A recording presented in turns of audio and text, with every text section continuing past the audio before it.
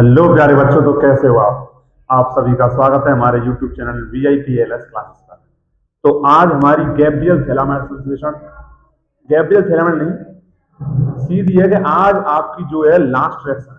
हाँ, last reaction कहें तो आज लास्ट वीडियो आएगी। नेम रिएक्शन की मैंने जितनी वीडियो कराई है उनमें आज आपकी लास्ट वीडियो है, ठीक है। जैसा कि आप जानते हैं हेलो एल्केन की मैंने कराई है, और एल्कोहल फिनोल ईथर की, और एल्डिहाइड कीटोन कार्बोक्सिल की। आज जो एमीन जो चैप्टर है उसकी कुछ इंपोर्टेंट रिएक्शन बची हुई है, आज हमें उन्हें करते हैं, ठीक है।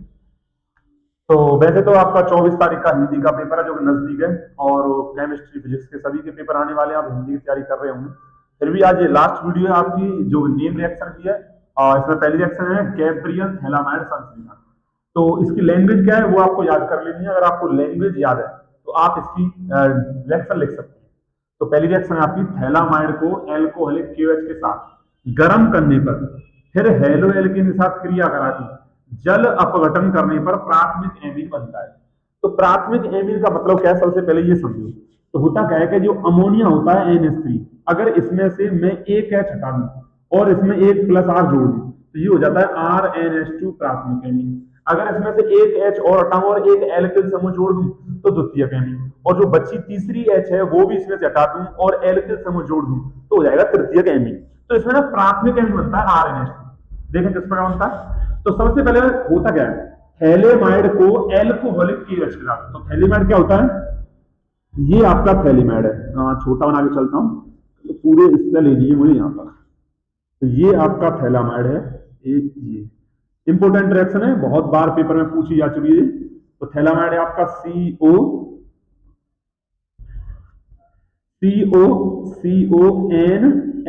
ये आपका थैलामाइड है, थैलामाइड। अब इसकी रिएक्शन जैसा हमें लैंग्वेज में बोला गया उस अनुसार हम करेंगे तो रिएक्शन हो जाएगी। दिक्कत कोई नहीं, आ जाएगा आराम से। तो थैलामाइड को एल्कोहलिक KOH, तो यहां पर जो KOH है पोटेशियम हाइड्रोक्साइड, ये हमको एल्कोहलिक लेना है। इसका मतलब क्या है, तो यदि आप वीडियो देख रहे हैं या फिर वीडियो ना भी देख रहे हो तो आपने अगर ध्यान से पढ़ाई की है तो आपको पता होगा जब भी कोई हाइड्रोक्साइड एल्कोहलिक लिया जाता है तो हमेशा ध्यान रखें जल निकलता है, और जलीय KOH लिया जाता है तो हमेशा एल्कोहल बनता है। तो यहाँ पर मैंने एल्कोहलिक KOH लिया है, यहाँ पक्का है कन्फर्म है जल निकलेगा। तो आपको साफ साफ दिख रहा होगा, यहाँ से ये H, यहाँ से OH H2O निकल जाएगा, और ये K यहाँ पर इसकी जगह आ जाएगा। तो इसकी बैलेंस भी खाली हो गई यानी कि, तो इस प्रकार यहाँ पर बन जाएगा पोटेशियम थैलामाइड। ये हमारा मुख्य उत्पाद नहीं है, मुख्य उत्पाद है हमारा प्राथमिक एमीन। तो ये बनेगा CONK।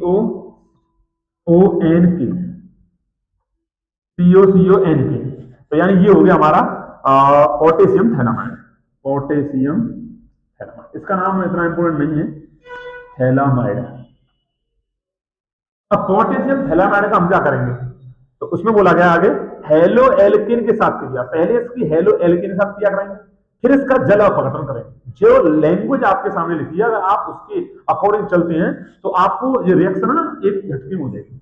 तो अब मैं आपकी स्क्रीन करा रहा हूं हेलो एल्केन से। हेलो एल्केन से रिएक्शन कराऊंगा तो K पोटेशियम और X हेलोजन तत्व, K होता है पॉजिटिव और X हेलोजन तो माइनस, तो K प्लस और X माइनस, प्लस माइनस आकर्षण, तो यहां पर KX बाहर निकल जाएगा और R यहां पर जुड़ जाएगा। तो ये आपका बन जाएगा एल्किल थैलामाइड, एल्किल थैलामाइड। अब हमें साफ साफ दिख रहा है कि अगर प्राथमिक एमीन चाहिए तो RNH2 होता है। तो मेरे पास R और N तो आ गया, लेकिन 2 हाइड्रोजन की जरूरत है। तो मैं इसका ऐसी कंडीशन में क्या करूंगा, इसका जल अपघटन करूंगा। तो अम्लीय माध्यम में या क्षारीय माध्यम में, अम्लीय माध्यम में या क्षारीय माध्यम में मैं इसका जल अपघटन कर दूंगा, HOH, और 2 अणु में जल के लूंगा, ठीक है, क्योंकि मुझे 2 हाइड्रोजन चाहिए। तो यहां पर 2 हाइड्रोजन है और 2 OH है, तो 2 हाइड्रोजन यहां पर जुड़ जाएंगे। तो यहां बन जाएगा आपका RNH2 जो कि मुख्य उत्पाद है और जो कि आपका प्राथमिक एमीन है, 1 डिग्री एमीन। यही हमें चाहिए इसमें। अब बच क्या गया, तो बच गया आपका जो बचा उसे देखो। तो ये आपकी सेम बची है, इधर CO और इधर CO। अब यहां से ये बॉन्ड टूट गई, ये बॉन्ड टूटे तो यहां से RNH2 निकल गया, लेकिन इनकी बैलेंसी अब भी पूरी नहीं है। तो यहां पर जो OH डबल बचा है तो वह दोनों पे जुड़ जाएगा, OH एक इधर और एक इधर। और ये आप सभी जानते हो ये है थैलिक अम्ल, थैलिक अम्ल। ठीक है ना। तो अगर आपसे थैलामाइड से थैलिक अम्ल कहे तब भी आप यूज करोगे गैब्रियल थैलामाइड संश्लेषण अभिक्रिया। अगर आपसे कहे थैलामाइड से प्राथमिक एमीन बनाने की विधि तब भी यही यूज करोगे। अगर आपसे कहे कि प्राथमिक एमीन की सबसे अच्छी विधि लिखो तब भी ये अच्छी यानी कि प्राथमिक एमीन बनाने की सबसे बेहतरीन सबसे बढ़िया तकनीक है या सबसे बढ़िया रिएक्शन है। वो कैसे सर? वो इसलिए है कि इस रिएक्शन में जो लास्ट में जो थैलिक अम्ल बनता है इसका मैं दोबारा यूज करता हूं थैलामाइड बनाने में। थैलिक अम्ल बना, इस थैलिक अम्ल की अमोनिया से रिएक्शन कराता हूं और फिर थैलामाइड बनता है और फिर थैलामाइड के साथ ये सभी स्टेप करता हूं और बन जाता है प्राथमिक एमीन और फिर बनता है थैलिक अम्ल। तो ये रिएक्शन रिपीट होती रहती है। थैलिक अम्ल बना, अमोनिया से रिएक्शन कराई, थैलामाइड बना और फिर उससे हमने बनाया प्राथमिक एमीन और थैलिक अम्ल बना। इस प्रकार ये चलती रहती है। तो मोस्ट इंपोर्टेंट रिएक्शन है गैब्रियल थैलामाइड संश्लेषण अभिक्रिया। अब मैं दूसरी रिएक्शन में चलता हूं, आप इसका स्क्रीनशॉट देखें। ठीक है, रिएक्शन है आपकी हाफमैन ब्रोमाइड अभिक्रिया। ठीक है, तो ये भी इंपॉर्टेंट है आपकी, पर इतनी नहीं है इतनी आपकी गैब्रियल थैलामाइड थी। तो आज टोटल 5 रिएक्शन कराऊंगा मैं और 5 वो आपकी आज की लास्ट रिएक्शन होंगी। लास्ट वीडियो है नेम रिएक्शन की। तो हाफमैन ब्रोमाइड अभिक्रिया एल्किल एमाइड को ब्रोमीन व KOH के साथ गर्म करने पर प्राथमिक एमीन बनता है। आप इसे इतनी ही में करके आ सकते हैं, नंबर आपको पूरे मिलेंगे। तो एल्किल एमाइड सबसे पहले होता क्या है? तो एल्किल के लिए मैं लिखूंगा R और एमाइड होता है CONH2। ये होता है एल्किल एमाइड। मैं फिर कह रहा हूं कि अगर आपको लैंग्वेज पता है रिएक्शन की तो आप रिएक्शन लिख सकते हैं। मुझे इस लैंग्वेज पता है, मुझे याद है कि हाफमैन ब्रोमाइड अभिक्रिया में एल्किल एमाइड को KOH और ब्रोमीन के साथ गर्म किया जाता है। KOH और ब्रोमीन के साथ गर्म किया जाता है। बस इतना आपको लिख के आना है और बन क्या रहा है वो आपको ध्यान हो। तो क्या बनना है? गर्म करने पर RNH2 बनता है, यानी कि इस रिएक्शन में भी प्राथमिक एमीन बनता है। ठीक है, तो यहां पर भी प्राथमिक एमीन बन जाएगा। इतनी रिएक्शन आप लिख कर आ सकते हो, आपको पूरे 2 नंबर मिल जाएंगे। 2 नंबर में आती है, 2 या 1 नंबर में, ज्यादा नंबर नहीं आती है। इतनी ही बस, क्योंकि इसमें जो मुख्य उत्पाद है वो प्राथमिक एमीन है। इसके अलावा जो भी कुछ निकलेगा K2CO3 फालतू चीजें KBr VBr उससे हमें कुछ नहीं लेना है। इसमें मुख्य उत्पाद क्या है? वो है प्राथमिक एमीन RNH2। यही हमें बनाना है। ठीक है ना। तीसरी जो रिएक्शन है वो है आपकी हाफमैन अमोनी अपघटन अभिक्रिया, जो कि मोस्ट इंपोर्टेंट है। जैसे कि इस चैप्टर से मुश्किल 2 या 3 रिएक्शन है इंपोर्टेंट, वो आनी ही आनी है पेपर में। एक तो गैब्रियल थैलामाइड है, एक हाफमैन अमोनी अपघटन है। आप आगे देखो, मैं इस वीडियो में आपको वो एमी की सभी इंपोर्टेंट रिएक्शन आपको करा दूंगा। तो आप इसका स्क्रीनशॉट लो, फिर हम चलते हैं तीसरी रिएक्शन पर। ज्यादा नहीं, इतना ही लिख के आना है। हाँ बिल्कुल इतना ही, टेंशन नहीं लो भैया, सब टेंशन नंबर पूरे मिलेंगे, आप इतना लिख के आओगे बिल्कुल। हाँ, तीसरी रिएक्शन में चलते हैं। ठीक है, तीसरी आपकी मोस्ट इंपोर्टेंट है। हर वीडियो में जितनी भी रिएक्शन कराई गई है वो सभी इंपोर्टेंट है। उन वीडियो में भी जितनी मैं रिएक्शन कराता हूं उनमें भी बहुत ज्यादा इंपोर्टेंट है आपकी हाफमैन अमोनी अपघटन अभिक्रिया। आज मैं मुश्किल से 5 रिएक्शन कराऊंगा, ज्यादा लंबी वीडियो होगी नहीं, पर ध्यान रखना इनमें से आपके पेपर में 2 तो कम से कम आनी है। लिख लो, मैं क्या कह रहा हूं, 2 आनी है। सीरियस लेना, मजाक में मत लेना। हाफमैन अमोनी अपघटन अभिक्रिया, जो बच्चे पढ़ रहे हैं ध्यान से वो जानते होंगे कितनी इंपोर्टेंट है हाफमैन अमोनी अपघटन अभिक्रिया। दूसरी वजह है इसके इंपोर्टेंट होने की कि इस अभिक्रिया से आप प्राथमिक एमीन, द्वितीयक एमीन और तृतीयक एमीन तीनों प्रकार के एमीन बना सकते हैं। अभी तक हमने गैब्रियल थैलामाइड पढ़ी, हाफमैन ब्रोमाइड पढ़ी, जो पढ़ी अभी दूसरे नंबर पर, उन दोनों में ही हमने प्राथमिक एमीन बनाए हैं। लेकिन इस रिएक्शन से आप तीनों प्रकार के एमीन बना सकते हो।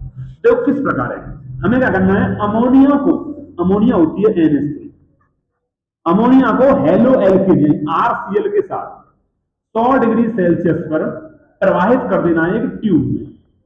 बस इतना करना है आपको। उसके बाद इसमें कुछ नहीं बचा है, कुछ नहीं है। सिर्फ आपको यहां पर R है, R जाएगी, वो कर देगी काम, आपको कुछ नहीं करना है। R यहां जाएगी, एक H को हटाएगी और RNH2 बन जाएगी।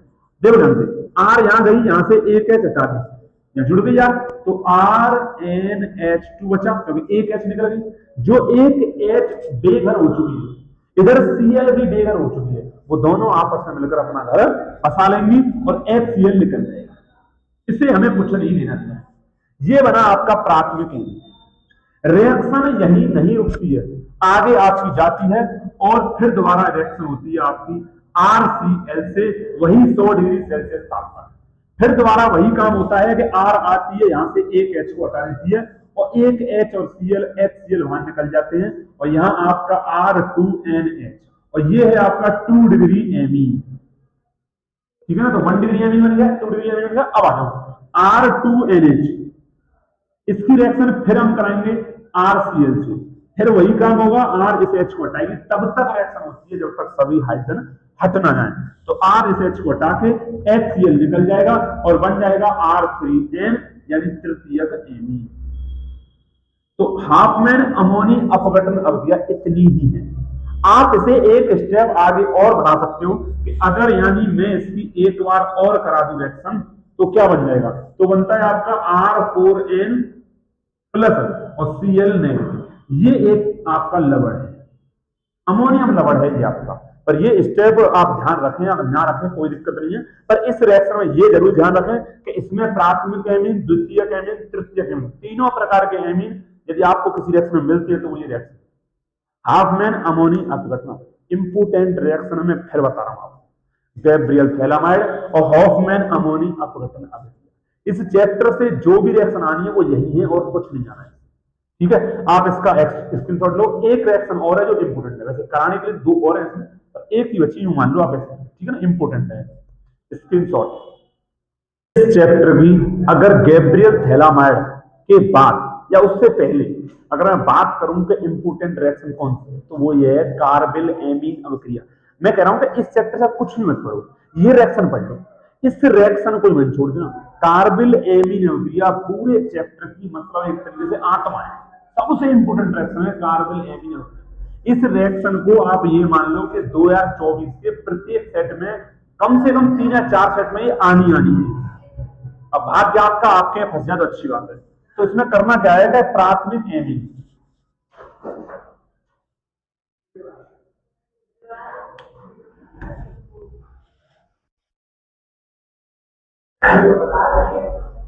प्राथमिक एमीन RnH2 लेना है, RnH2 ये प्राथमिक एमीन हो गया। अब जो हमें लैंग्वेज याद है उसके अनुसार हम रिएक्शन कर लेंगे। अब वही बात आ गई कि लैंग्वेज अगर आपको याद नहीं है तो रिएक्शन नहीं कर पाओगे, रिएक्शन आपको याद है तो लैंग्वेज लिख लोगे, लैंग्वेज याद है तो रिएक्शन कर लोगे। ठीक है, तो प्राथमिक एमीन को क्लोरोफॉर्म, आपका फेवरेट क्लोरोफॉर्म, ठीक है ना, पुरानी फिल्मों में जो विलन था वो हीरो को बेहोश करने के लिए पीछे से वही क्लोरोफॉर्म होता है। ठीक है, इसकी रिएक्शन अभी KOH से करानी है और फिर आपका बनता है दुर्गंध युक्त एल्किल आइसोसाइनाइड, ये बनता है। आप इस रिएक्शन को बस इतना करके आ सकते हैं, एल्किल आइसोसाइनाइड, ये बन गया आपका एल्किल आइसोसाइनाइड दुर्गंध युक्त पदार्थ। क्योंकि मुख्य पदार्थ इसमें यही है, बाकी के जो भी पदार्थ निकले उनसे आपको कुछ लेना देना नहीं। मैं क्या कह रहा हूं, ये आपको सभी अभिकारक लिखने हैं, लेकिन उत्पादों में सिर्फ वही उत्पाद लिखना है जो मुख्य उत्पाद हो, बाकी के जो भी निकले उसे लिखो या मन लिखो, रिएक्शन आपकी सही हो जाएगी। फिर भी आप देख लो, Cl होता है और रिएक्शन करता है Kc, लेकिन यहां 3 Cl है, यहां 1 Cl है, तो मैं यहां 3 Cl कर लूंगा। तो 3 K करे मैंने क्योंकि यहां पर 3 Cl है, तो यहां निकल गया 3KCl, तो K का और Cl का रखता खत्म।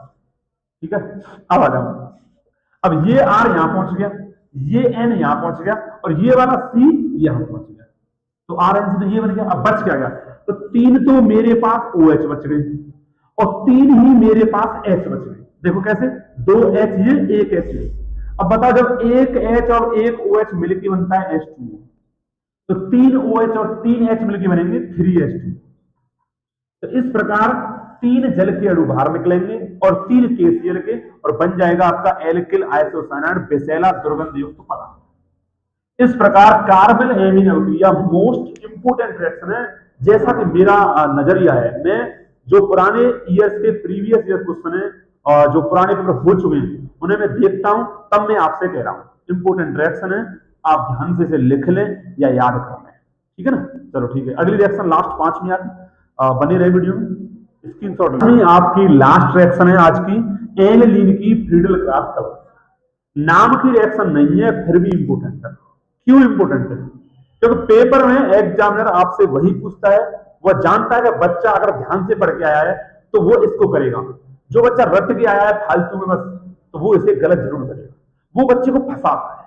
ठीक है, तो आपको फंसना नहीं है, क्वेश्चन को पहले समझना है। फ्रीडल क्राफ्ट अवधियां बहुत सारी हैं। फ्रीडल क्राफ्ट अवधियां हेलो एल्केन में भी है, फ्रीडल क्राफ्ट अवधियां फिनोल में भी है, फ्रीडल क्राफ्ट अवधियां बेंजोइक अम्ल, बेंजल गैस, इन सब में है। तो यहाँ पर एनिलीन जो है एक एरोमेटिक यौगिक है। फ्रीडल क्राफ्ट अवधियां एरोमेटिक तत्वों में होती है। तो एनिलीन क्या होता है? तो बेंजीन रिंग के ऊपर, बेंजीन रिंग के ऊपर अगर मैं NH2 लगा दूं तो ये आपका एनिलीन होता है। यानी कि एमीन जो अभी मैं ले रहा था RNH2 वो एलिफेटिक एमीन था, खुली श्रृंखला वाला, लेकिन बेंजीन रिंग के ऊपर NH2 लगाने से ये एरोमेटिक एमीन बन गया। और इसका सबसे बढ़िया एग्जांपल है आपका एनिलीन, ठीक है ना। तो एनिलीन ये है आपका बेंजीन रिंग के ऊपर NH2। अब इसकी करते हैं फ्रीडल क्राफ्ट अवधियां। अगर आप इसकी फ्रीडल क्राफ्ट अवधियां करने लग गए तो ये आप गलत कर रहे हो। क्वेश्चन को आपने ध्यान से पढ़ाई नहीं है। सबसे पहली बात तो जब कभी भी फ्रीडल क्राफ्ट अवधियां होगी तो वहां पर दो से होती है, एक तो CH3Cl से होती है और एक CH3Cl से। इन दो से फ्रीडल क्राफ्ट अवधियां होती है और वहां पर जो उत्प्रेरक है वो आपको ध्यान रखना है, वो है निर्जल FeCl3। ये उत्प्रेरक सबसे इंपोर्टेंट है। और यह जो उत्प्रेरक है यह लुईस अम्ल है। क्या बोला मैंने? यह लुईस अम्ल है।